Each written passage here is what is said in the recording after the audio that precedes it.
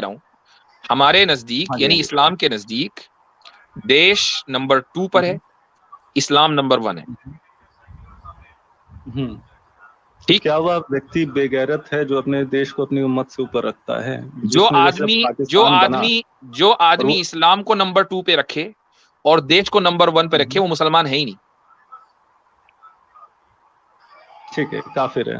اچھا، جیسے مطلب مان لیجیے قومی نظریے پہ بٹوارا ہوا، مسلمانوں کے ساتھ جانے والے پاکستان چلے گئے، نہیں گیا. نہیں چلے اس کو بھی انٹرٹین کر لیں، کوئی بات نہیں. جی دوبارہ ذرا بیچ میں کچھ آوازیں آ گئی تھی، آپ دوبارہ بولیں. دو قومی نظریہ دوبارہ بولیے. دو قومی نظریے کے چلتے ایک الگ دیش بنایا گیا، تو جس نے اسلام اس قوم کا ساتھ نہ دیتے ہوئے اپنے دیش کو وریتا دیتے ہوئے ہندوستان میں رہنا چنا، تو آپ کی نظر میں وہ اسلام کی نظر میں غلط ہے؟ غلط. آپ نے یہ غلط انٹرپریٹیشن کی. جن لوگوں نے دیش میں رہنا چنا، رہنے کا انتخاب کیا، انہوں نے بھی اسلام ہی سے متاثر ہو کر دیش میں رہنے کا انتخاب کیا ہے. اسلام ہی سے متاثر ہو کر. ایسا نہیں ہے کہ ان کے پاس سیکولر دلائل تھے، دلائل ان کے پاس بھی اسلامی تھے. جو لوگ ملک چھوڑ کر گئے اور پاکستان کو سپورٹ کیا ان کے پاس بھی اسلام کے دلائل تھے. اس طرح بہت سے مسائل ہیں جن کی انٹرپریٹیشن اور آیات کی انٹرپریٹیشن میں اختلاف ہو جاتا ہے. میں اس کی ایک مثال دے دیتا ہوں. مثال یہ ہے کہ اصل جو مسئلہ ہے، آپ کے پاس آئے کہ صحیح کیا ہے. جی میں وہی بتا رہا ہوں کہ میں اب مجھے بولنے تو دیجیے، مجھے بولنے دیجیے. دیکھیں، اصل جو مسئلہ یہ نہیں ہے کہ پاکستان جائیں گے تو اسلام کا ساتھ دیں گے اور نہیں جائیں گے تو اسلام کا ساتھ نہیں دیں گے. اصل یہ مسئلہ نہیں تھا. یہ جو تقسیم کا جو مسئلہ ہے وہ یا ایک قومی دو قومی نظریہ، یہ ڈیپینڈ کرتا ہے ایک دوسرے مسئلے سے. وہ یہ ہے کہ کیا قومیں وطن سے بنتی ہیں یا وطن سے نہیں بنتی ہیں. قوم وطن سے بنتی ہے یا وطن سے نہیں بنتی، یہ اختلاف ہوا مسلم علماء کے درمیان. جو لوگ انڈیا میں رہنے کے اور پاکستان بننے کے مخالف تھے، ان میں ایک بڑا نام مولانا حسین احمد مدنی کا ہے رحمۃ اللہ علیہ.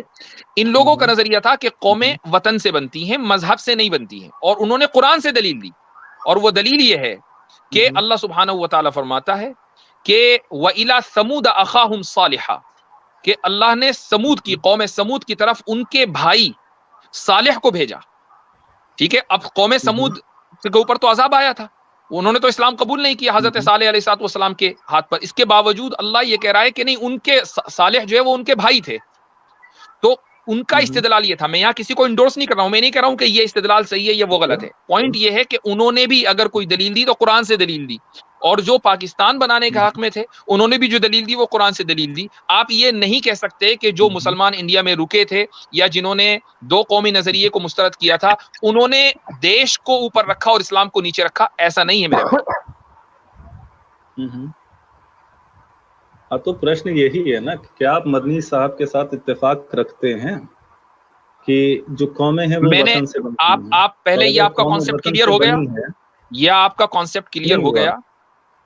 یعنی آپ ابھی بھی یہی مانتے ہیں کہ جو لوگ انڈیا میں رکے تھے 1947 سے پہلے انہوں نے دیش کو اوپر رکھا تھا، مذہب کو نیچے رکھا تھا. جو آپ نے نیا ایکسپلینیشن دیا ہے اس پہ میں پرشن کر رہا ہوں سر. یہ نیا ایکسپلینیشن نہیں ہے بھائی، یہ تو پورا دیش سے بنتی ہیں. جہاں تک اگر آپ میری ذاتی آپ بات پوچھتے ہیں، میں اتفاق نہیں رکھتا ہوں. نہیں رکھتے ہیں تو آپ میں ذاتی طور پر اتفاق نہیں رکھتا ہوں، اور اس کی وجہ بھی بتا دیتا ہوں. میں آپ کو اس کی وجہ بھی بتا دیتا ہوں. اس کی وجہ یہ ہے کہ وطن آپ جس وقت چاہیں اور جب مرضی چاہیں چھوڑ دیں، لیکن امت نہیں چھوڑ سکتے. اب آپ دیکھیں، میں خود بیٹھا ہوا ہوں، میرا وطن انڈیا ہے، میں نے ارادہ کیا آج سے 10-12 سال پہلے چھوڑ دیا. ارے یار آپ مجھے بولنے بھی دیں گے نہیں.